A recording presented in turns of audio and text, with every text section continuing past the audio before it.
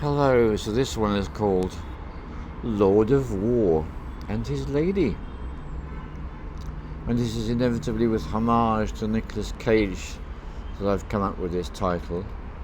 So I had the really extraordinary privilege and honour yesterday of being invited to lunch with Ahmed and two people. And the husband works for, let's say, the military industrial complex with a specific interest in military aviation,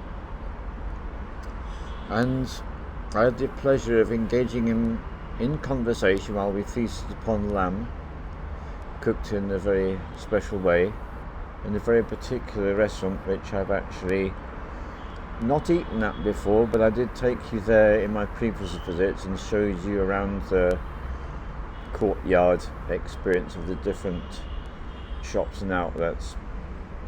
So that's actually where we had our lunch, and it was so interesting to listen to him and to hear him speaking about a whole variety of subjects.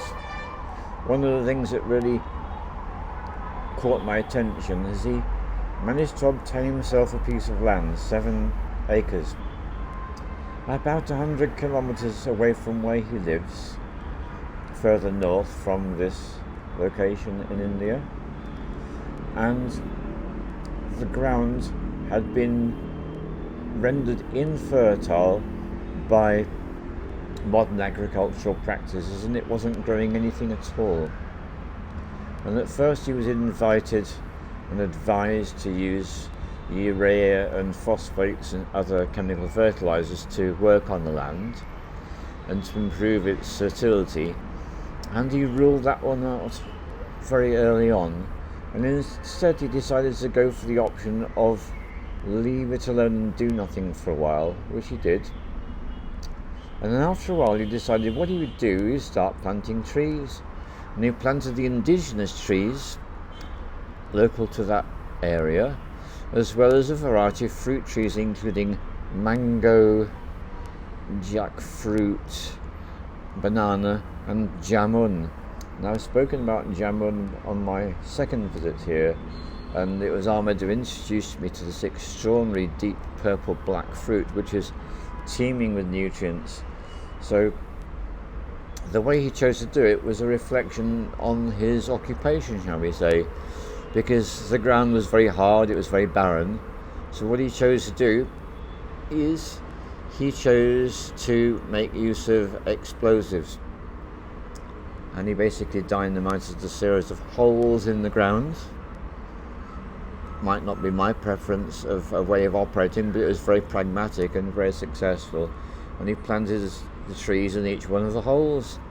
And now if a drone was to fly over that area, or a military aircraft, to give him a little more homage, what you would notice is the ground is barren all the way around except for this 7 acres of land, which is teeming with vegetation because the advent of the trees made it possible for so many other plants to arrive too. So that was incredibly interesting for me to listen to, and we had conversations about military matters because we both actually have had a long-term interest in these, because I became fascinated because what happened to me is every week for years, my parents and my brother and I would sit down and we would watch documentaries about World War I and World War II, and these documentaries just went on for months and months. So I was very much programmed into having some kind of interest in those particular periods of the 20th century's history. And I became eventually a military modeller, and I did actually create out of airfix models a complete British tank regiment circa 1942 with all the relevant tanks and vehicles that would be required to support them. So we had quite a bonding moment over this, and he started speaking about his passion about aircraft, and he spoke about what to him was the most exciting time in history for him personally, and it was to do with the Battle of Britain, to do with World War II, and the British Air Force. And for him, the apotheosis of aircraft development at that point was, and I was waiting with bated breath for what he said, and indeed he did say something I concur with completely.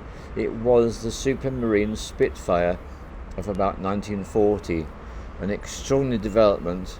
And what made it so extraordinary is that particular aircraft, there was nothing terribly special about it in many ways, except for the fact that it was that little bit smaller, a little bit lighter, a little bit more manoeuvrable than the German aircraft, and therefore it had the advantage. And that is why Britain won the Battle of Britain in 1940. So to sit listening to the Lord of War speaking about this was really quite a mind-blowing experience. And this is where, if I wasn't holding this device in my hand, I would actually now be adopting the Korean bowing posture and doing three Korean bows to Ahmed, because one of the things I love about Ahmed is his willingness to explore so many different ways of being, and he got to know these people because they came and, the Lord himself stayed at the Airbnb. This is the first time he brought his lady with him. I think it was his third visit, and they hit it off straight away because they're so different. And this is what I love about being where I am, is being able to be exposed to some really huge diversities in human existence and choices.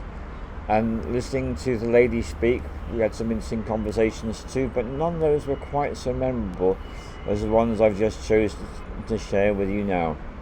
So this is one of the things I love about being here. First of all, I have time on my own, enjoying the environment, as you can see now, and I get invited out to meet extraordinary people whose lifestyle choices are so radically different from any of those I've come across before in my life, really, this particular case.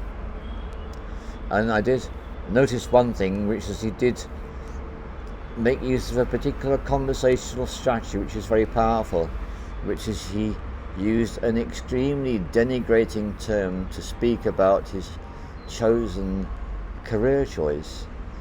And it's a way that breaks the ice, it's a way that just turns the energy of a conversation by getting in there first and using a extremely self-deprecating strategy. It's interesting how that can actually influence and alter the trajectory of a conversation. So on that note, I'm going to leave you and thank you very much for being with me. All the love to you from Hebal, Godrej, Bangalore, Mother India.